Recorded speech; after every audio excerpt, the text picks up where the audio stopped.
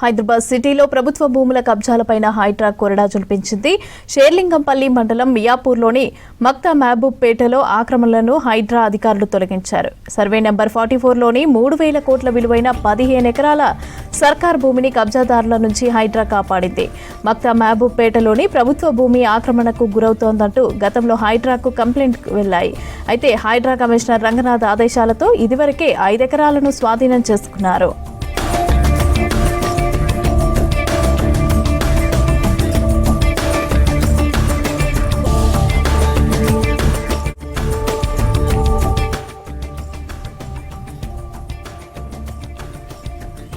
Miyapur Bajpalli main రోడ్డుకు ఆనుకుని ఉన్న చెరువుకట్టపైన 18 షట్టర్లను గతంలో హైడ్రా తొలగించింది.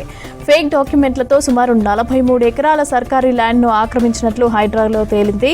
ఇక సర్వే నంబర్ 159, 44లలో ఎకరన్నర మేర కబ్జా చేసిన ఇమ్రాన్ పైన కూడా హైడ్రా కేసు ఫైల్ చేసింది. స్వాధీనం చేసుకున్న ప్రభుత్వం భూమి చుట్టూ కూడా ఫెన్సింగ్ వేశారు. సర్కారీ ల్యాండ్ అని తెలిపేలాగా బోర్డులను ఏర్పాటు చేశారు అధికారులు.